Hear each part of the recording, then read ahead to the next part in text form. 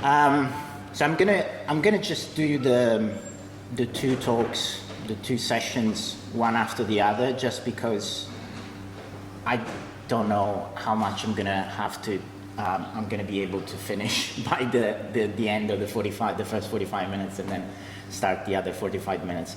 And they're all very interconnected, as you'll see. So one more thing, please feel free to interrupt me, ask me for clarifications or whatever. Just raise your hand, and I'll let you speak. And also, this is partly based, these kinds of ideas and things that I'll be saying are partly based on some joint work with a couple of colleagues, one at the University of Bern and the other at the University of Barcelona, but they won't agree with everything I say, so it's just my own opinion, but part of it is collaborative work. So what I want to do is focus a bit more on propaganda, which is a phenomenon that's, I guess, sort of less explored a little bit, at least in the echo chamber that I inhabit in philosophy, but also I guess in this workshop, there's been a lot of talk of other phenomena which I want to distinguish from propaganda. So fake news, misinformation, disinformation, malinformation, exinformation, and conspiracy theories, all sorts of other phenomena. But I want to focus on propaganda, partly because I think it's important, but also, as I'll say, I'll make a sort of a weak case. Okay, don't want to be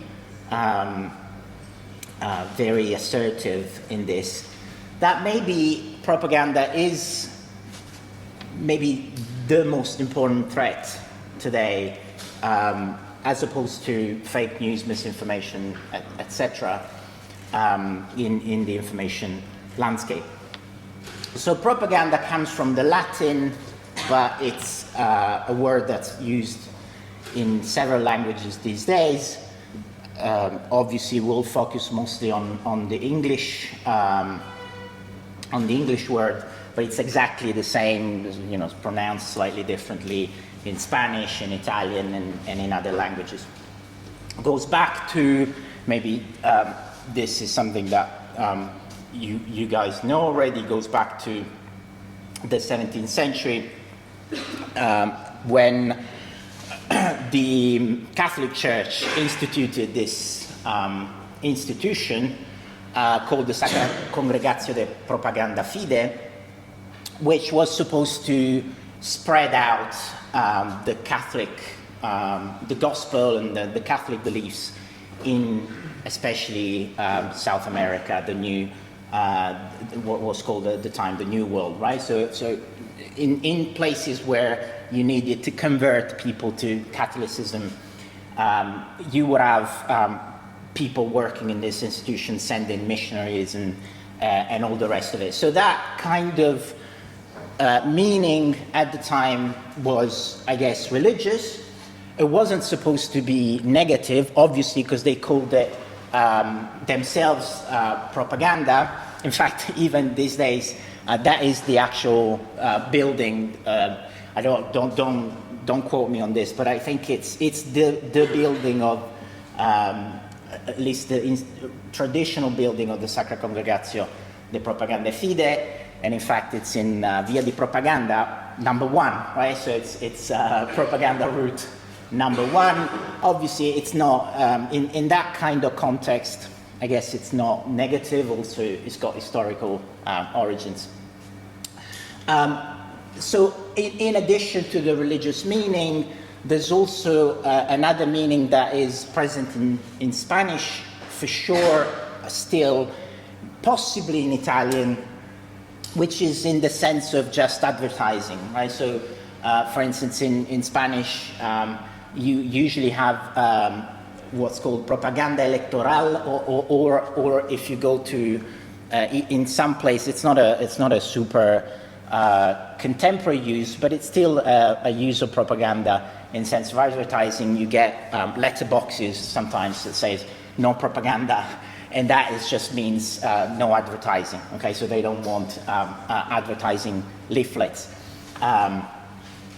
But I think it's fair to say that in English, but I also think in Italian, in Spanish possibly, and in lots of other languages, the main meaning of the word propaganda these days is something negative. That we'll see what it means, but it's something that has to do with problematic spread of information, or spread of problematic information with the intention to persuade people of these views. Now we'll see better how we can define propaganda.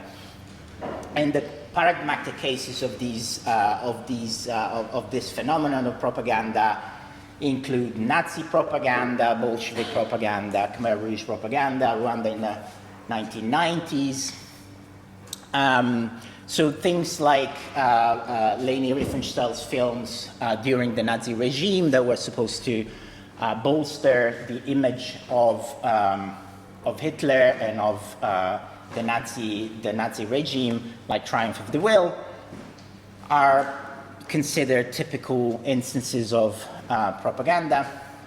Okay, but also.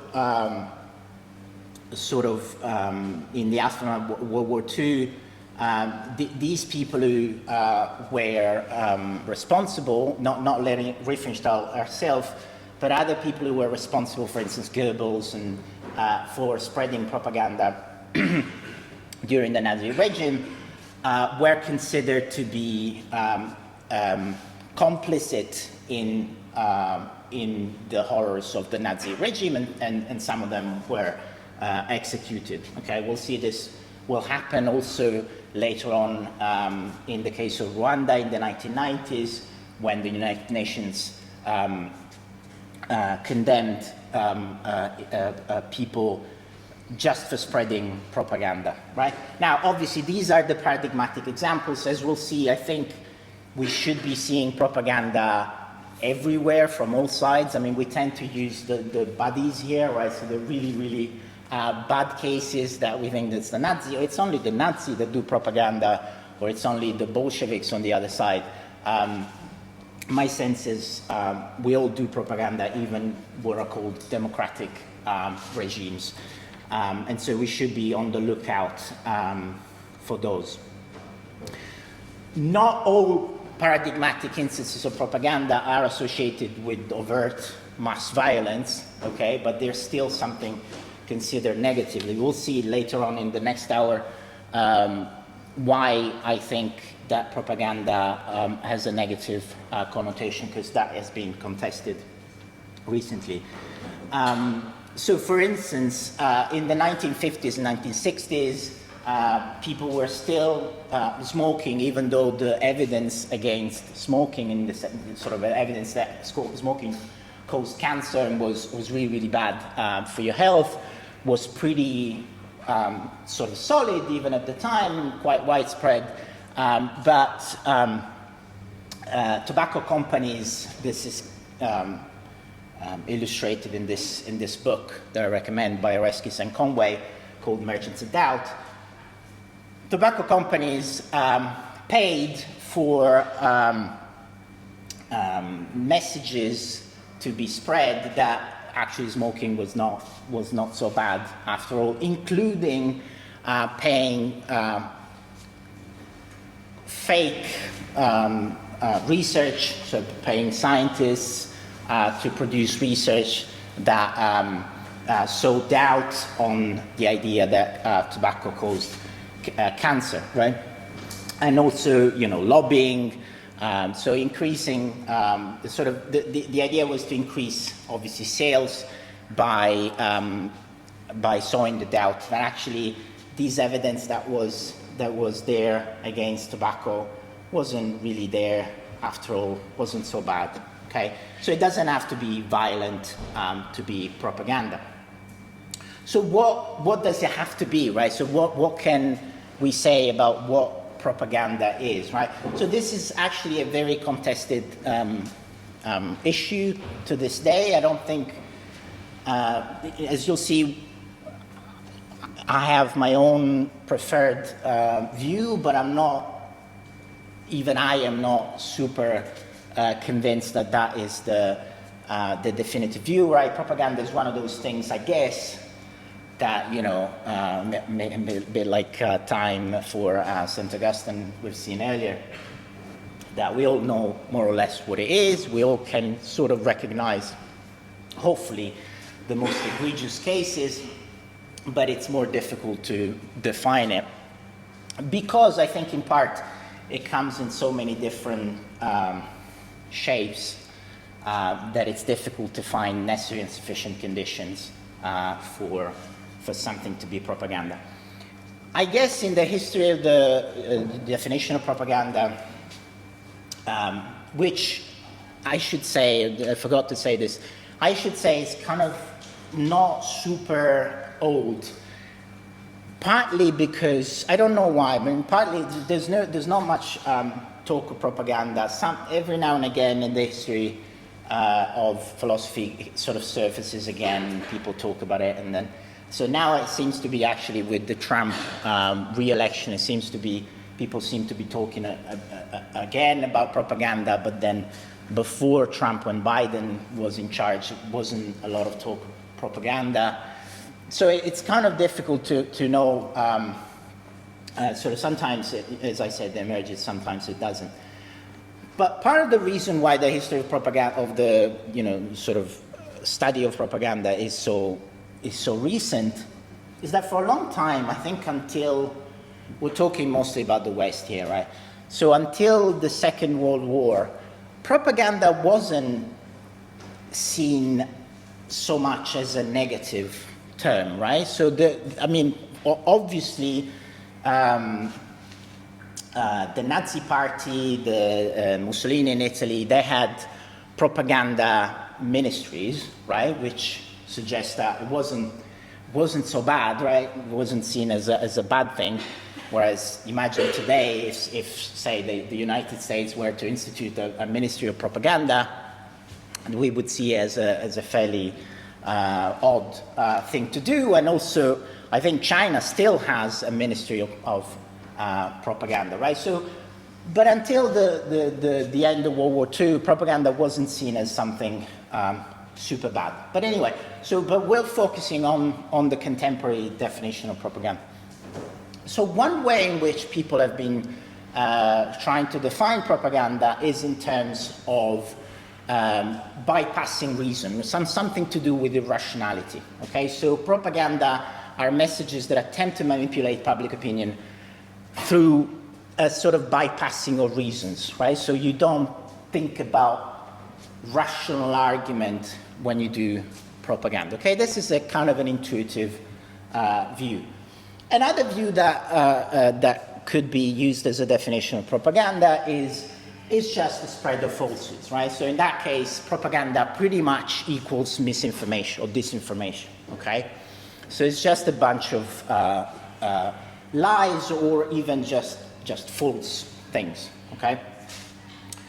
And another very popular way to define propaganda is by defining it as messages that tend to influence public opinion by using irrational emotions, right? Or emotional appeal, so appeal to emotions, okay? This goes often with number one, right? So a lot of people say, well, it bypasses reasons by activating our emotions. Our emotions are somehow irrational or less rational than our logical capacities, and that's how it's a threat. Now, all of these definitions obviously capture some truth about what propaganda is. But if for the philosopher you want to find the exact definition of propaganda, okay, so by finding the necessary and sufficient conditions for something to be propaganda, right, then you can come up with counterexamples, right, to all three of these possible definitions, right? So one type of counterexample is that there's a lot of non-propaganda acts of communication that don't appeal to reason, right? So for instance, remember what you were told, for instance, in high school about maths, or I don't know, my favorite case is chemistry, right? When I did in high school chemistry, and we were just told, look, this component bonds with this other component in this way and whatever. We never really understood why that was. There wasn't any reasoning behind it. We were just told, this is the way it is, just learn it, and then say it back when there's an exam, okay? Now, is that propaganda? Well, I think many people would be inclined to say, no, that's not propaganda, it's just teaching someone a topic that you think they're not in a condition yet to understand the reasons for, okay? So the only thing that you can do is just teach them that's the way it is, and that's it, right? Or maybe, you know, teaching languages. There's all sorts of things that we do in school. They're not necessarily propaganda, but they don't search for reasons. What about number two, falsehoods? Well, there's lots of propaganda that can use true statements, right, and still be propaganda, right? So, for instance, I think there was an instance, sort of something that you said earlier. What's your name? Andrea. Andrea said something I think very important earlier, and that we'll see later on in the course of the discussion. A lot of the way in which propaganda works, especially if it comes these days from, let's say, mainstream media, is not by telling you false information, right? But it's by sometimes, for instance, omitting some other information that's equally true. But it's not like you're saying anything false, so it's not like you can say, oh, well, this was propaganda because it was false. No, it was all true, but you were omitting some information that would have been relevant for the audience to hear. And also propaganda, and also the third possible definition, so in terms of irrational emotions, also that is vulnerable to counterexamples, right? So we've seen, for instance, the earlier case of the propaganda campaigns on behalf of the tobacco companies in the 50s and 60s. Some of that propaganda took the form of, as I was saying, publishing, funding studies to be published. They were supporting the idea, suggesting that tobacco wasn't so bad for your health. None of those, well, that's a bit much, but I think a lot of those studies were not appealing to emotion or anything irrational, right? They looked like perfectly rational scientific papers or discussions and whatever, okay? Still, we would think, I suspect, but again, please feel free to interrupt and say, no, I don't agree. I would call them still propaganda, even if they didn't appeal to emotions. So my own preference is a slightly, in terms of what definition of propaganda to give, is a modified version of a definition that an American philosopher, Sherry Tuttle Ross, gave in early 2000s in a paper called Understanding Propaganda. And this modified version of her theory says something like propaganda is a bunch of epistemically defective messages conveyed intentionally on behalf of a social or political entity with an intention to persuade a group of people. Okay, so the key thing there is it's not about falsehoods, it's not about irrational emotions, it's not about not searching reasons, but it's about this concept of epistemic epistemic defectiveness, right? No, epistemic just means having to do with knowledge, okay? So there's something in these messages that's not necessarily false. It's not necessarily irrational, okay? But there's something defective about it, right? So for instance, in the case of mainstream media that tells the truth by omitting other facts, something defective there epistemically, so in terms of knowledge, is that you're not giving me some bit of relevant information that I would need, okay? And I think crucially, and this is one of one of the ways in which I sort of don't speak on behalf of my colleagues, is that it has to be conveyed intentionally, okay? So you have to somehow either know that it's epistemically defective, or you would have been, you were in a position to know that it was epistemically defective, but say you didn't fact check, and so you're giving me this, and it turns out it's propaganda. Now, as I was saying at the beginning, I think it's important to distinguish propaganda from other phenomena in the neighborhood, right? I think partly because I guess it's a philosopher sort of preference to be precise and to distinguish the more that it is possible. But I think it's useful, right? So propaganda is a different phenomenon for fake news, different phenomenon for disinformation, misinformation, etc., also from hate speech and also from conspiracy theories. I want to see briefly why that is.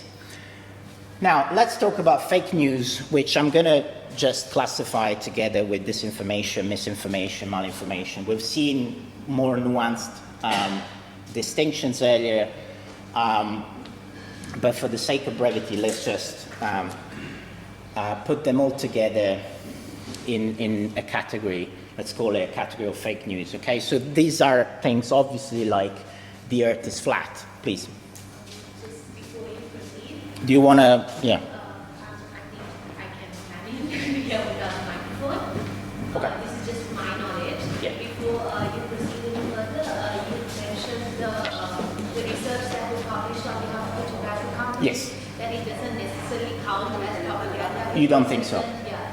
No, but I want to know if it's not propaganda, then what you call such information.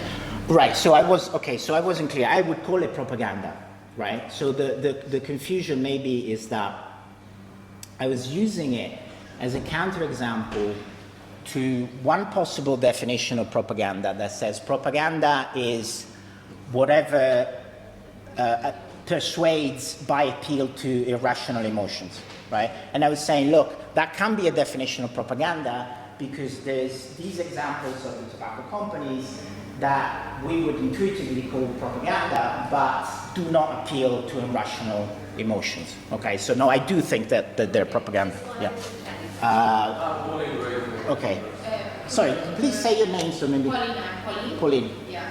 Can you elaborate on what is epistemically defective messages? Because I sort of felt, but I'm not sure. Yeah, no, I mean you're not the only. So epistemically defective messages are messages that are not ideal from the point of view of knowledge transmission, okay? So if I'm telling you something, so if I'm a good friend of yours and I'm committed to being honest to you and whatever, and then I'm telling you something about, I don't know, you should be careful about smoking tobacco because tobacco is bad, whatever, right? Then you would expect me to be epistemically ideal, okay? So to tell you everything that is true, all of the stuff that is relevant that's true, right? Obviously don't lie to you, but also mention everything that's relevant and tell you also in a way, let's say, that you can understand, okay? So I'm not going to tell you in a language that you don't speak, okay? So all of these are ways in which you can be epistemically ideal or epistemically defective. So if something is defective in the way that you're conveying it, and it's intentionally so, right, then I would call that thing propaganda, provided that other conditions, that it's in a social and political context, that it's on behalf of an institution or a group of people, and so on and so forth. Is that better? Okay. Remind me your name, sorry. Because I'm studying international law, so I was wondering, what does the European law say about propaganda? Yeah. Do you have some correct examples, especially with the right wing, like that? They are like promoting a lot of mis and disinformation nowadays. Okay, so that's a good question. The honest answer, I don't know if they have a definition of propaganda. I know a little bit more about hate speech, and we'll go there. I don't know if there's a definition of propaganda. In fact, the surprising thing is that there's a lot of emphasis from the EU on hate speech, which I think is misplaced, as I'll say later. But not so much on propaganda, right? So you see these campaigns. I mean, even the Digital Services Act that was mentioned at the beginning of the workshop. You know, that the campaign for that, I think, from the EU was like stop hate, right? It wasn't stop propaganda, right? And so I'm sure there will be some definition. I don't know what that is. Examples. I mean, examples are everywhere. I mean, the examples that Andrea was giving about the way in which, and again, I'm not saying, you know, from the Israeli point of view or from, I think there's propaganda from all sides. I think that's the important thing from my point of view to remember. There's propaganda more or less subtle, supporting all significant topics, right? So there will be propaganda from the Israeli side that sort of mentions the motives, but not the, but doesn't mention the Palestinian motives. There will be propaganda from the Palestinian side. Can we, if we want like to simplify propaganda, can we say it is a lie? And if it is a lie, can we say it is against the law? And if it is against the law, should like having some new rules about how to regulate propaganda? Right. How to avoid accuse someone like using propaganda. So, sorry, you mean laws preventing someone?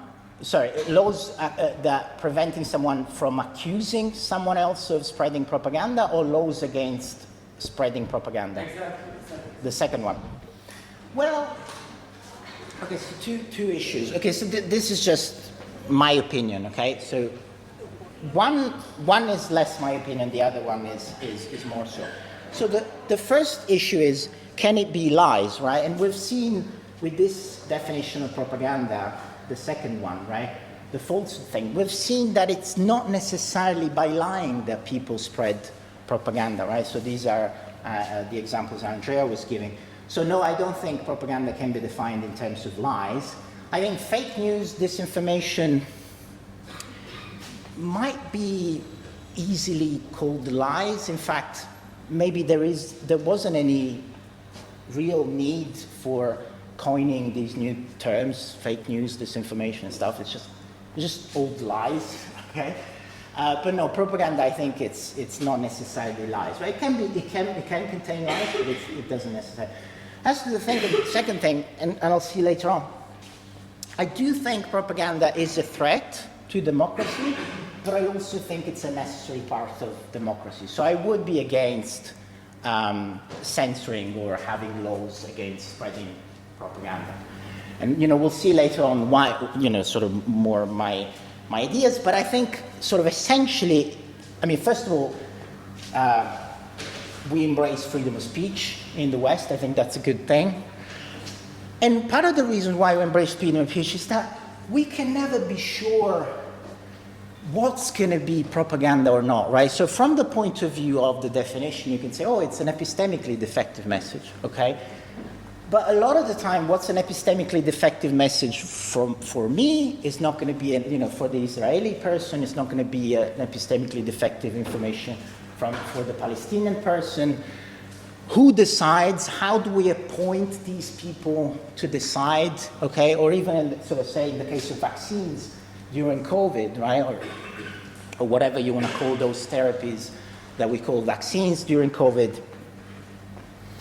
A lot of the time there, the science wasn't really clear, right? Wasn't really, so there wasn't any consensus yet, okay? So by stopping, as unfortunately, we did, and, both states and private companies did during that time, is a problem because you never know what was true and what was false, right? I mean, there will be cases like the Earth is flat, where obviously, if you keep going, it's the Earth is flat. Obviously, let's say we have a 99.9% of credence that, we're pretty sure the Earth is not flat, okay? So maybe we could do it in those cases, but those cases are not very much a threat, because, yeah, sure, some people are going to be convinced by the idea that the Earth is flat, but most educated people in the West will know that the Earth is not flat. So having these laws is in a sense, even in the cases where we can be sure, it's kind of useless and redundant, because it's not really a big threat, right? It can be a threat where the issue is a lot more complicated to settle. You had a question? What do you think can propaganda be like defined as the presentation of the message? Because in our country we educate a lot of propaganda and Your country, sorry, what's your name? Laura and I'm Hungary. And we saw a lot of propaganda and it's more like the representation is like what gives it power. So not necessarily the message, and it doesn't even matter whether it's true or false, it's more like the representation, like the elements of the messages, the words they use, like the graphic elements of the message. So what would be one example, for instance? I think so, but what would be one? I mean, some like there are posters which are like a meme or something, and these are used for propaganda. Yeah. It has like really short messages and doesn't even give you true information, like relevant information, but still it's like influencing your ideas. Yeah, no, absolutely. I mean, so some of that will be will be epistemically defective in my sense. So some of that, I've seen you. So some of that will be something like, I don't know, if you convey, I think there's been sentences, is that how you say in English? But so judgments against, say, influencers who present what they're saying. Let's say it's kind of an advertisement that's paid, but they present as their own opinion. Okay, so that's one way in which you can present something in an epistemically defective way, because you're looking at this whatever Instagram post and you're thinking, okay, this is this influencer's opinion that this product is very good, but then it turns out it was actually paid for. So in that sense, the way you're presenting is itself epistemically defective, because it's lying about, misleading about its content. Some of it will be also propaganda, but it will be more or less. It won't be more or less propaganda, but it will be more or less efficacious, right? So if you do it with a meme, or if you do it with words, maybe it doesn't really change the epistemic defectiveness of the message, but it increases, if you do it with the meme, you increase its virality or whatever, and so in that sense it's as propaganda as the text, but it's just more efficacious. Yeah. I'm also from Hungary, and I think there is kind of hard to distinguish disinformation, fake news, and propaganda from each other, because I don't know how many people have used to Budapest, but you get on the plane, and I think a lot of times the first thing you see is the posters or the ads on YouTube, but also when you put on the news, where the line can be drawn. You mean political ads, you see? Yeah. About a party being against another party. It's kind of like a campaign propaganda. I think. So my view, I mean, so it depends on the terminology that you use, right? So things are not obvious, but my naive definition of disinformation is just it's a lie, okay, or fake news, just lies, okay, or if you want to be broader, false information. What is the difference between a lie and a false information? A lie is said with the intention, you know that it's false and you're saying it.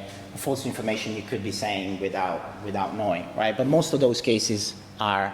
So I guess false information would be, in the contemporary jargon, misinformation, whereas lies would be disinformation. The only point I'm trying to make is that propaganda, it often does not involve lies. That's the only way in which I would distinguish it. Obviously, there will be lots of cases in which it will be both disinformation and propaganda, right? But there are some cases where they come apart, and that's why I think we should have two different concepts. Sorry, because they are both right. Like just like to example it. So I think the thing that sets us Hungarians apart from the rest in the room is that like the scale or the magnitude of this. Back home in Budapest, for example, you see aboard the plane, and there's like family-friendly Hungary. Well, that's not a lie.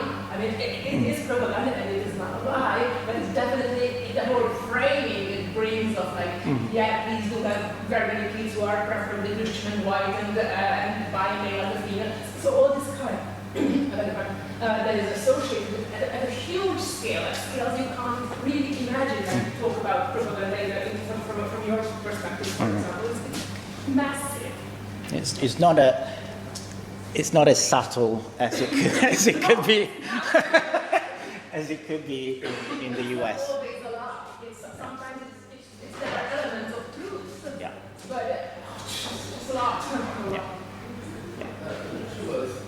So is framing necessary for propaganda? Or? Yeah, that's a good question.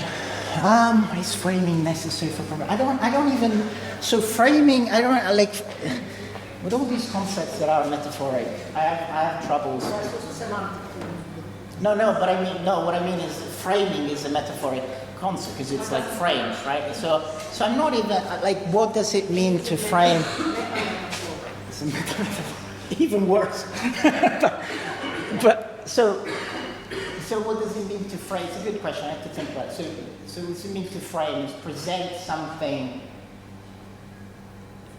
So there's the technical sense in psychology that the way you ask the question, right, is leading in some way or sort of gives you the hint of what you want to know, right? Or the way, yeah. So I guess that's the technical sense, right? You will present something leads you to think something. So in that very general sense, probably they're the same thing, except I don't know, because it could be cases of flat lines where maybe the way in which you present is not as important. I would still think that's propaganda, but the most interesting cases will be cases in which somehow there's some framing of some sort, but it doesn't. So in the sense that if you present it that way, I'm not sure if that is the definition of framing, or that's a more general. The semantic definition of the but metaphorically we have domains. We don't have domains appropriately. Yeah, I don't There's a know. continuum of cases. So propaganda doesn't have to be metaphorical for sure. So in that sense, it doesn't have to be framing in that sense. As long as we understand what we mean by framing and propaganda, right? Yeah. Yeah.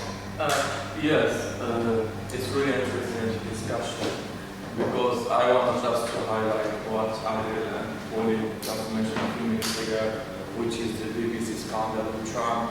I don't know if you have seen Yes. this kind of So they got a lot of shots of Yeah, that's pieces, that's and framing. they put them on out of the context, like. So I tried now at using the BBC, and it is asking for $5 billion as a. No, I think 1 billion. I think that's the. I don't know 1 billion. exactly, but can we like describe this kind Yeah, of sure. I mean, look. propaganda? I mean, look. I don't want to So a lot of it has to do also with intentions. Okay, so that I've heard some people say maybe the editors of the BBC in that case were not really trying to push an idea of Trump inciting violence, but they were more like, well, we have 30 seconds in this program. We've got to clip the most important bits. So we're just going to do this bit at the beginning, this bit at the end. I don't know. I don't trust anyone at this point. So I've seen lots of cases in which even sort of traditionally trustworthy institutions like the BBC engage in all sorts of propaganda and sometimes even lies. So I wouldn't be surprised if that was a case of propaganda. But I guess that is also what's going to. If Trump actually manages to bring the case to court, that's going to be important, right? But it's definitely that kind of idea. So let's assume that the BBC was doing it to make us think that Trump incited violence. That would definitely be the case of framing. That would definitely be a case of propaganda. Also because it was masquerading as the news, okay? So assuming that there was an intention there. It was masquerading as the news, right? He said this, look, there's the footage, right? Okay. So let's go on. So I mean, I guess I've said enough about fake news disinformation. Also, I think, there's people like Dan Williams and other people that have been they don't really do studies themselves, but they sort of collect scientific studies. And they say there is a bit of an overemphasis on misinformation in the sense that, the disinformation, I said mis and this as their synonym. According to these studies, there's not as much disinformation as you might think, but more importantly, which is what is important to me in the case of propaganda, what is impactful is not the lies, not the bit of disinformation, right? But it's misleading information, right? So information that lacks some, let's say, relevant context or is misleading another way, right? Even so, Dan was talking about a study from the beginning of this year, which I haven't had time to look at properly, that was saying 46 times more impactful was misleading information as opposed to just plain disinformation, okay? So that's another reason why I think propaganda is more of a problem. Other phenomenon that I think people should distinguish from propaganda are conspiracy theories. Conspiracy theories are things like, the moon landing was faked by a group of engineers doing this and this and this. Now, at this point, I'm not even sure. I still trust that there was a moon landing in the 60s and whatever. So let's assume that, so in case we find out later that this was not a bad conspiracy theory. Let's say, there was a moon landing, and so people who think that there was some conspiracy to make it appear like there was a moon landing are usually classified as conspiracy theories. Now, there's some problems with the definition of conspiracy theories that I think could be worth looking into. I think the most out there person who puts forward the point of view that I think that I have is this person called MRX Dentith, who unfortunately does not do a good job.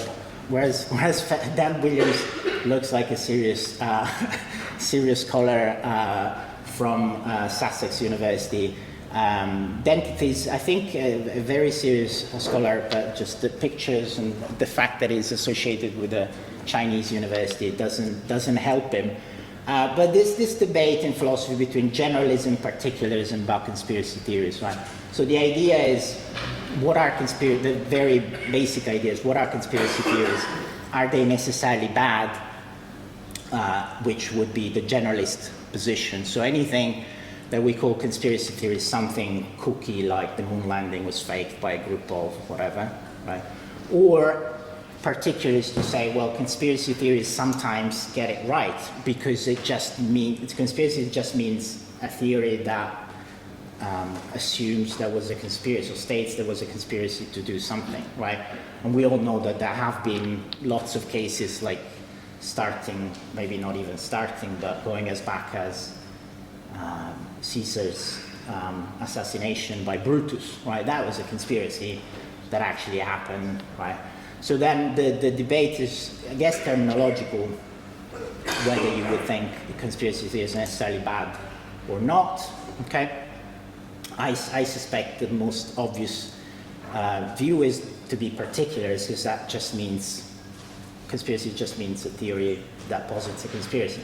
And then if you want to have a term that denotes only the bad stuff, you can say, I don't know, bad conspiracy theories or unwarranted conspiracy theories or whatever.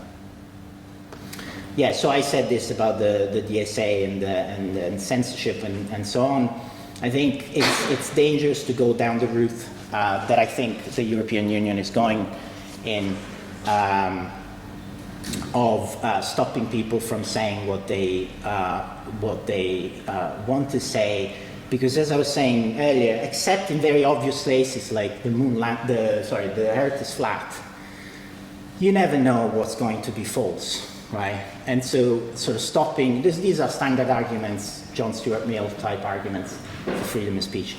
The other reason is, and maybe you'll see this later on as well if we have time, you don't want to push people who are, say, bad conspiracy theorists, for instance, you don't want to push them in the underground of communicating through means that are not visible, right? They'll find a way, even if the DSA stops Twitter or Instagram or whatever, they might find a way, even just talking to other people, to spread their bad conspiracy theories, let's say, and you're not going to have control over that, right? Also, you give them a powerful. This is something that probably Orban, but Trump, certainly lots of, let's say, right-wing people, so politicians have been using to increase their popularity. I'm being censored, right? And even if it's not true, so if it is true that you're censoring them, and maybe you're doing it with good intentions, like I'm assuming the European Union is doing, I think you give them a way to go to the electorate, let's say, and say, look, they're censoring me, right? And they're playing the underdog, right? They're playing the person that's being unfairly treated, and lots of people will vote for them. How much time do I have? So I'm running behind, but I don't. 5:40. 12:25. So 12:75 now, and when am I supposed to stop? 1 o'clock. Okay. Thank you. Yeah. So I guess hate speech. I guess I could be. So again, I think we need to distinguish propaganda from hate speech. In this case, I think it's a bit different from the conspiracy theories and disinformation case, because maybe it's similar to conspiracy theories, right? To some extent, in that. Whereas I can sort of understand what disinformation is, okay, fake news, it sort of has a fairly well-defined definition, at least, if we're literal about it, so it's just basically lies or false information in the case of misinformation. I have trouble justifying the existence of a category of hate speech.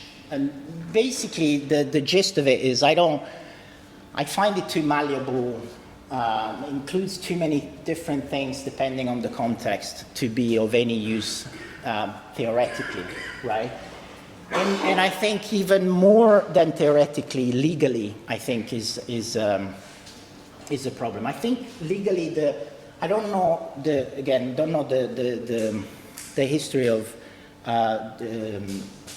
the law in this respect too well, but I suspect, at least in international law, the first case in which hate speech was used legally was in fact as a qualification of propaganda, right? So in the terminology hate propaganda, and it was when the United Nations had a tribunal that I always forget the name of against the people who committed genocide in Rwanda in the 1990s, and the people who helped them by, radio messages, for instance, spreading lies or propaganda about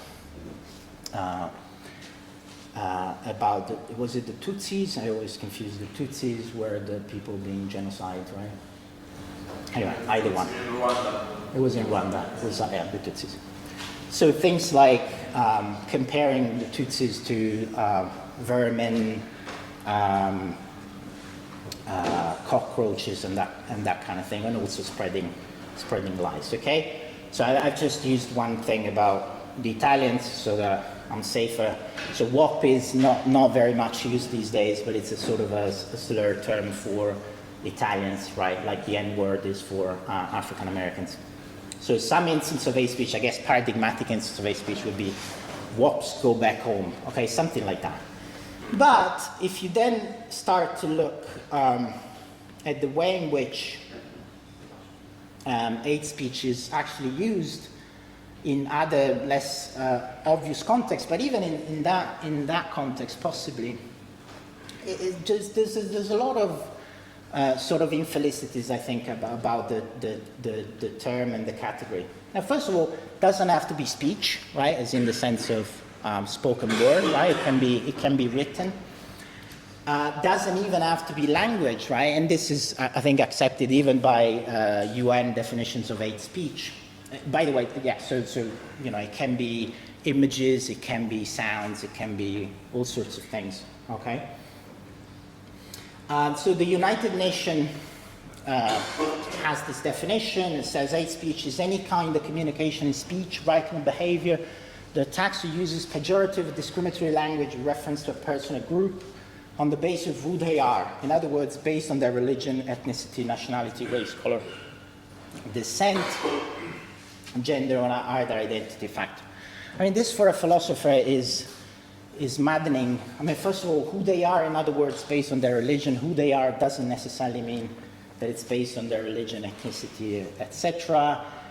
The other, to be fair to them, they say to date there is no universal definition of hate speech under international human rights law. The concept is still under discussion, especially in relation to freedom of speech, freedom of opinion and expression, and so on. Okay, so they admit that it's not an ideal category. The other thing that really sort of is striking to me, and not just to me, but to other scholars as well, there's no mention of hate in that definition. Okay, but the hate bit, right? This is from the European Union campaign, I think, for to push the Digital Services Act. The word hate is very much used, but if you look at a lot of definitions, there's no use of the concept of hate. Okay. In fact, if you think about it, it's sort of can be. There's lots of stuff that we would intuitively call hate speech that doesn't really have to do anything with anything to do with hate, right? Also, when it does have something to do with hate or hatred, isn't really clear. Is it that it expresses hate, that it's expressive of hate, okay, which is slightly different because you can be expressive of something without intentionally expressing it, okay? So let's, think about the, what's that dog that always looks sad, okay? That, San Bernard, I think. Maybe it's not San Bernard, but that dog is expressive of sadness without really expressing sadness. That's just the face the dog has, okay? Or is it a message that provokes hate? Isn't obvious what it is. And in fact, sort of in addition to the European Union, there's also other the people. In this case, it's from a sort of a reference encyclopedia of philosophy that says, well, hate speech is an equivocal term denoting a family of meanings. Isn't just a term with contested meanings, but rather it's a systematically ambiguous term, which is to say it carries a multiplicity of different meanings. Okay? Now, to be fair to Anderson and Barnes, they still think we should be using hate speech, except we don't have a very good definition, or we have to have a definition that's a bunch of different things put together. My sense is not particularly useful as a term. The other issue about hate speech is hate is a human emotion, okay? So if you're really meaning speech that expresses hate or provokes hate or whatever, is it always something to consider bad, right? What about, say, cases in which we would, consider hate appropriate, right? If I say I hate Hitler and what he did to the Jews and the disabled and whatever, does that have to be bad? Does that even have to be criminalized? I think there are good instances of literally speaking hate speech. So one suggestion could be, well, let's just call it some way different. Let's say identity-based denigrating messages, right? That could be one way in which it's clearer. And again, I don't think it should be, these things should really come into the law, at least not in the way they're coming, they are at this point. But if you want to use it as a law category, this is much more precise, right? And it helps with not using the accusation of hate speech or whatever in a way that's politically motivated, let's say, right? So as we were saying, you can never tell that the person in charge, the political person in charge, let's say, or the judge or whatever, you can never be sure that they're fair, so you want to give them as many restrictions to their discretion as possible. And I think using hate speech with all of the difficulties in definition is not a good idea. We should be aiming for something more precise. Yeah, and so this is one of the, I think people who agree with me on this are sort of campaigners for free speech, right? So for instance, in the UK, Big Brother Watch complained earlier this year of the news in the Times, so perfectly respectable mainstream publication, that the UK was doing over 30 arrests a day over social media posts, right? So things said under, maybe not all under the banner of hate speech, but a lot of them under the banner of hate speech. And the suspicion that Big Brother Watch has is that sort of you don't want to intervene unless it's absolutely necessary. Yeah. Now, back to propaganda. So as I said, I think propaganda is different from these phenomena, and I've made, I guess, a weak case for propaganda being the real threat, in the sense that it's just, I mean, for many different reasons, depending on the cases, but I guess it's just more subtle, and it's more pervasive than a lot of these, than conspiracy theories, than disinformation. And in the case of hate speech, my sense is it can be defined better. And I was saying at the beginning, is it a threat to democracy? Yes. But is it a necessary part of democracy? I think also yes, because you want people to, again, what we were saying earlier, you want the marketplace of ideas.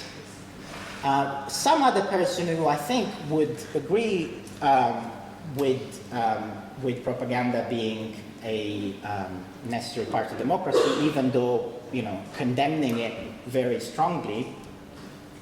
And I think I won't be able to go into the details of this, but I think it's just an encouragement to read if you haven't read Chomsky and Ehrman on manufacturing consent, right? Where the idea there is that, well, in a democracy, you've got to, if you're a powerful person, you want people to vote your way, okay? So what do? Well, you can't force people because it's a democracy. So you manufacture their consent, okay?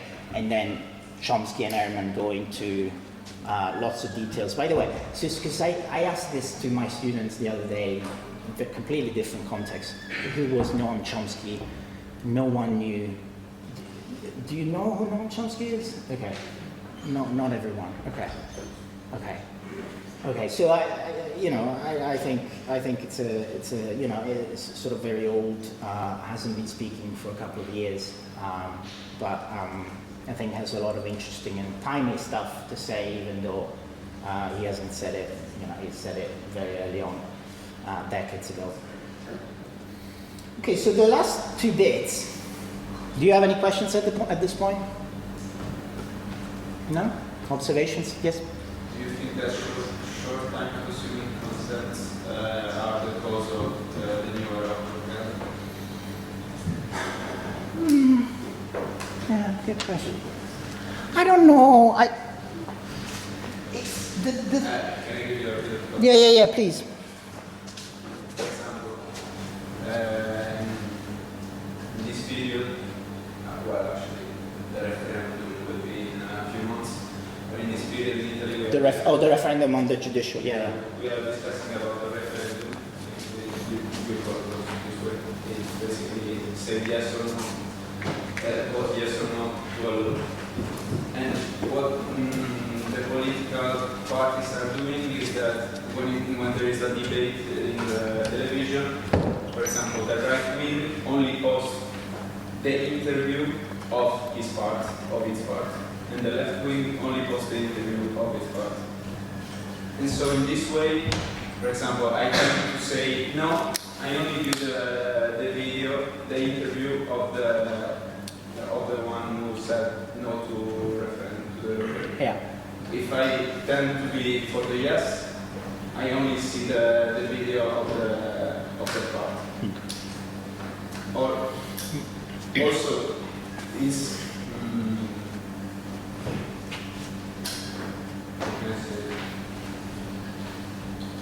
maybe because we are also busy. For example, I scroll with Instagram and I see a post. I don't have the time to see indeed what that article wants to tell me, and so I see the title, I listen to bit of description, and I say, okay, that's the fact. But it's only that. I don't know. I mean, I don't think. I mean, this I guess goes back to what Monica was saying in the fear of missing out talk. Speed is not good, right? Most of the time, right? You don't want to make decisions under speed. But I am a bit wary of having finding a culprit that says, all that is speed is bad. Right? I think generally speaking, yes, and I think it doesn't help in lots of cases. For instance, of disinformation, as Monica was saying, because you just don't have time to fact check, okay? But I'm not sure that I'm trying to find ways in which speed can be beneficial, and I'm failing at the moment. But I would be wary of finding one particular thing that is causing propaganda. I think propaganda has always been with us, and you say that short content is feeding the new propaganda. yeah, but short content can also be very effective in, provided the content is not, as I said, epistemically defective. I think a short content can be effective. Okay, so again, I'm really bad at coming up with examples off the top of my head, but I'm sure there are examples where sort of a very pithy, let's say, I don't know, proverbs or, ways of saying things, okay, with all their dangers of stereotyping and so on. In lots of cases, they do condense some important kernel of truth. And they're very effective because they're short. Okay, so I don't want to say no. It's definitely a problem. I think that we have to be careful with speed in today's society, and it definitely in lots of cases helps the propagandists. But I'm not sure. I'm not sure it always is the culprit or always is bad. So. Anyone? There was another? No? No. Okay. Oh, sorry. Yes. So, hypothetically, under the circumstances, do you think if you, let's say, you didn't have the time to move things up before, like, an election Yeah. or a referendum, do you think it potentially would be better not to vote or to vote just based on Appearances. Yeah. Yeah. I don't think. I don't know. This is just going to be a lot of this is my opinion, but I don't think you can avoid appearances. Okay. I think in general, but especially in today's age, where it's just so complex. We rely on so much on other people's knowledge and testimony and whatever, right? A lot of our knowledge is just testimony. We trust, do I know that the sun, the earth rotates around the sun rather than the other way around? Do I know it? Yeah, I guess, but have I done any experiments, or am I able to do any experiments to that effect? Not really. So a lot of what we, and I actually sort of have been, so I'm in this situation with respect to the current Italian referendum. I don't know the legal system well enough to be sure what to do. So I work a lot of my work is not just, but a lot of my work is on appearances. But I don't think that should deter us from voting or saying what we think and whatever. I think you've got to be always careful, okay? And so when you say things, I'm not 100% sure, but whatever. But you can't it just is impractical and impossible to only do things or say things or vote for things on things that you are 100% sure, like I've touched it with my own hands type of thing, okay? It's just impossible. Maybe it's always been like that, but I think, in fact, it has always been like that, right? So think of a lot of the ways in which we choose, say, romantic partners, or we choose to trust someone. We'll see later on with this idea of epistemic vigilance. We have these systems built in a sense, from evolutionary times that make us trust one person more than the other. And a lot of the time, or, make us fall in love with one person over another. A lot of the time, they can fail, right? A lot of the time they can be accurate. But they are there for a reason, right? Because we can never be just check and be sure. Otherwise, we wouldn't act. Yeah. Was there another question maybe on top? No? Oh? No? No. I wanted to say that's the point. If you are a victim of propaganda, Yeah. let's say, or yes or no, you have to be aware that you are a victim of propaganda. And you need to inform for both sides. Yeah. We are in charge of doing that. We cannot say, oh, I'm a victim of propaganda, so I Right. report. Yeah, no, I mean, so we're all victims of propaganda to some extent.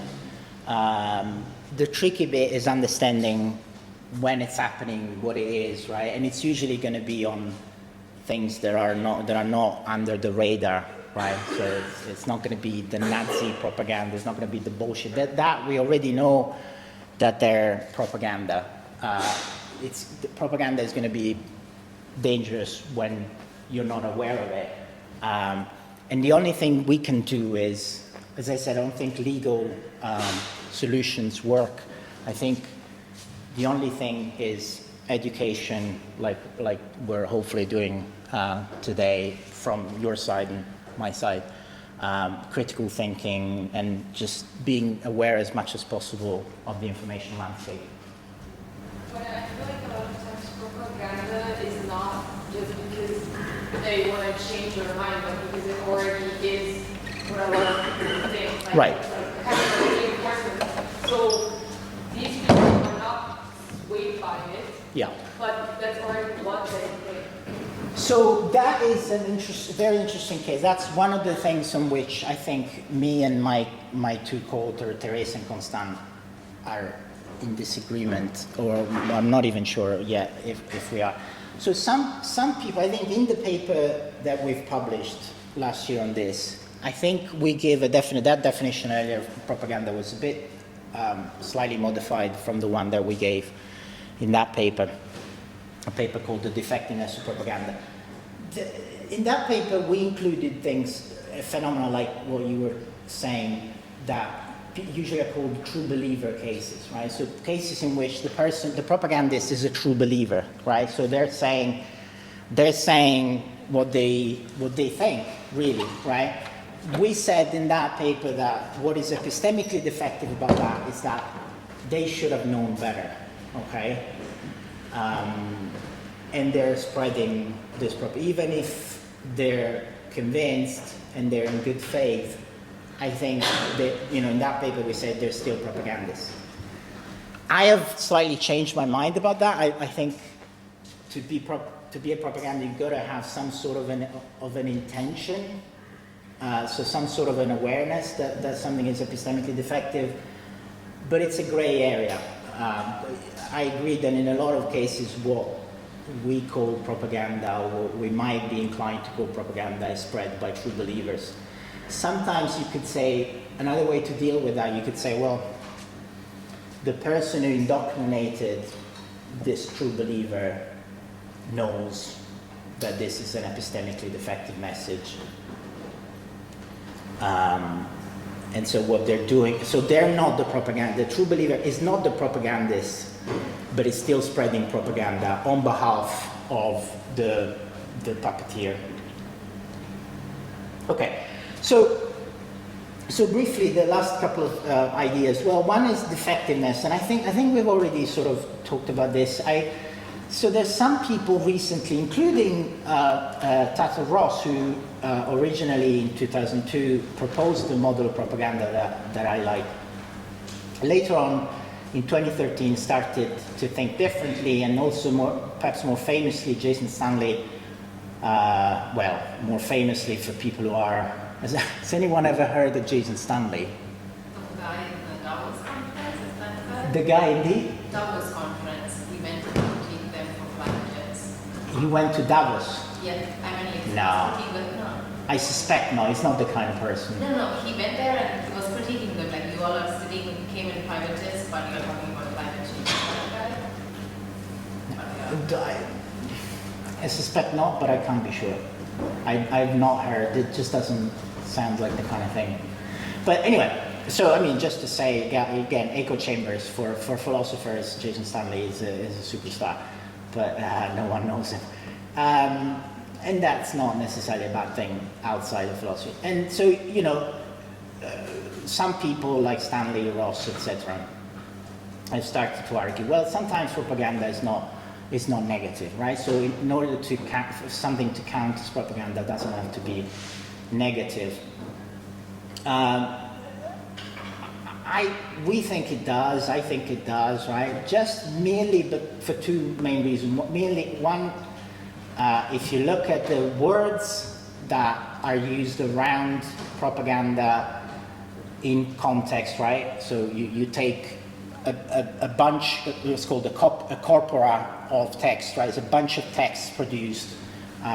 You see how often other words come nearby propaganda, and they're always sort of negatively connotated words, right? Hitler, fascism, proclaimed, etc. But also just, you know, it just seems like that's the meaning of propaganda. And then finally, at least in English, and then finally, Italian is a slightly more interesting case, but I mean, it's just a local interest to Italians. But it just doesn't seem to be, again, for the same reason why I was distinguishing between propaganda and fake news, propaganda and misinformation, etc., doesn't seem to be useful theoretically to lump together propaganda and things that are not necessarily epistemically defective, right? Advertising, marketing, public announcements, okay? Even political campaigns, political advertising doesn't necessarily have to be epistemically defective. I could have a great product. I mean, a lot of the times, as it turns out, a lot of advertising is propaganda because it's epistemically defective. But that shouldn't make us blur the boundaries, because there are cases in which I might have a perfectly good product, I don't know, product, and I advertise myself, or, you know, I'm on the job market, okay, and I think I'm a good candidate for this job, and I advertise myself on LinkedIn or whatever. Is that propaganda?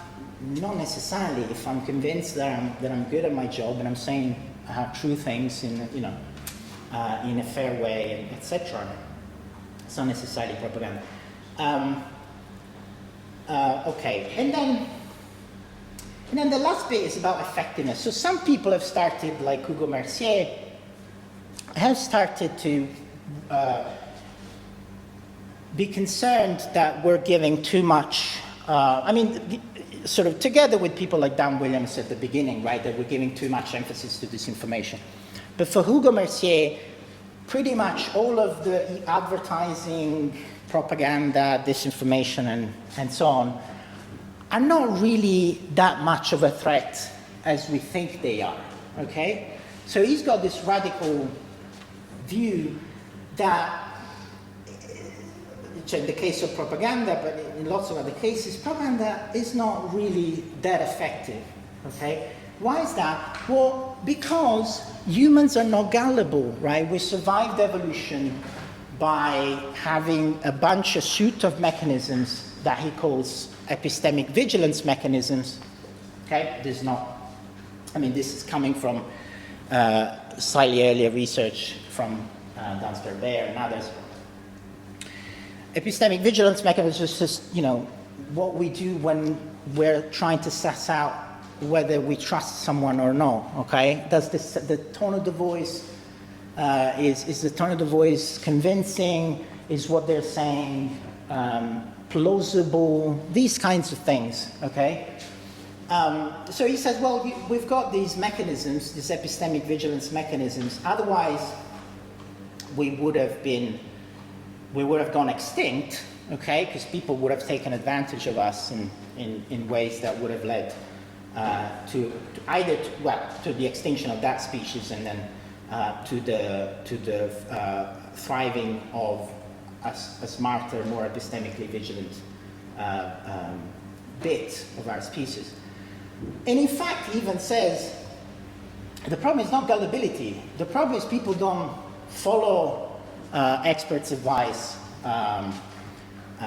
enough, right? They're not gullible enough. You tell them to put the seatbelt on, they don't do it, they don't trust you. You tell them to take the quote-unquote vaccine against COVID, they don't take it, etc. Okay? So that's his problem. Now that's our problem according to Hugo Mercier. And he has empirical data, etc. In particular, when it comes to propaganda, he says, look, looking at the empirical data, and some of it he reviews, he says, look, by and large, government propaganda fails to convince the public. Okay? Even the most dreadful propaganda attempts from Nazi Germany to Stalinist USSR have been surprisingly ineffective at changing people's minds. Okay?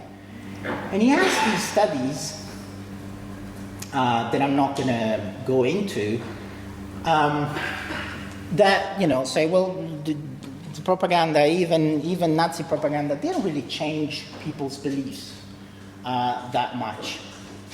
Now, what do we think? Well, not. So about the effectiveness of propaganda, right? So we said something about the defectiveness of propaganda. Say something about the effectiveness.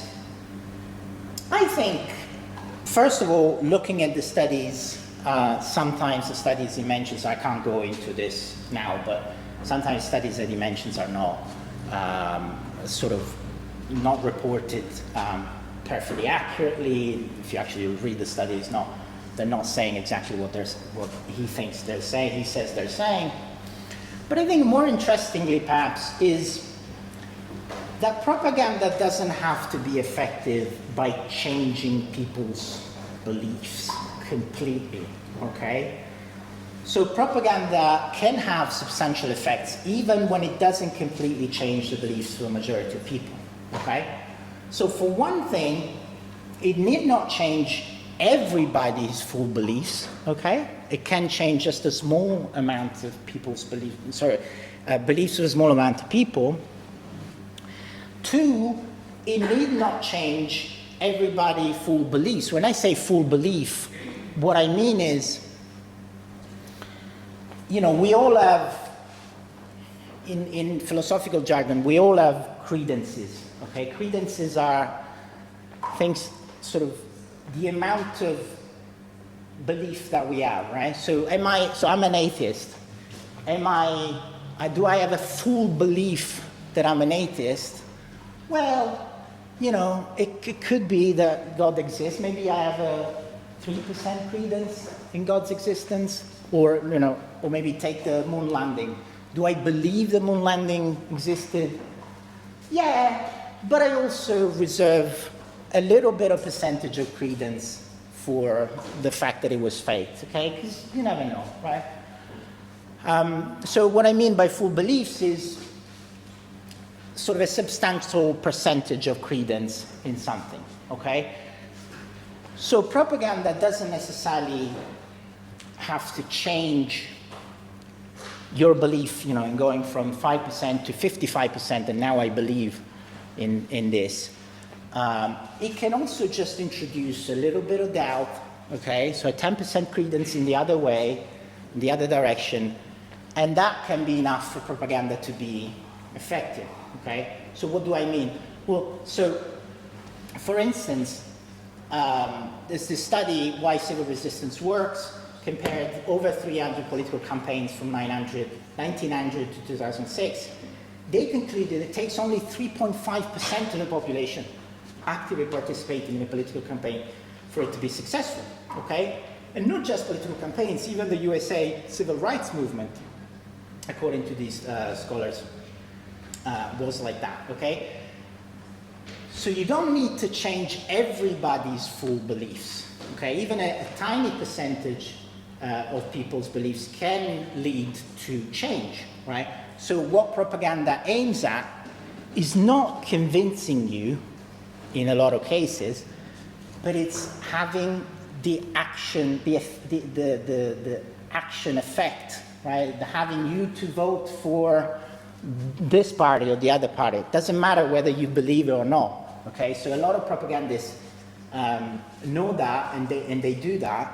So it doesn't suffice to say for Mercier that propaganda doesn't change everybody's full beliefs or the vast majority, the majority of people's full beliefs, to say that propaganda is not effective or dangerous. Propaganda can be effective even if it changes a tiny bit of the population's beliefs. And also it can be effective by slightly, as I was saying, slightly increasing or decreasing the credence. So not even changing full beliefs, just increasing. Remember the book that I was recommending at the beginning about the tobacco companies' propaganda campaigns in the 15th century? That's called The Merchants of Doubt. Okay, it was enough for those efforts to instill doubt. Okay, some change in credences for the outcome to be successful, right? So people continuing to buy cigarettes, right? Same thing, again, probably too young to remember this, but I am old enough to do so. US British propaganda leading up to the Iraq War didn't persuade everyone that Saddam Hussein possessed weapons of mass destruction, okay? I remember at the time, I didn't believe that, right? But it was enough to instill the doubt into people that it was possible to say, not go out and oppose the intervention in Iraq, okay? Not protest against the intervention in Iraq.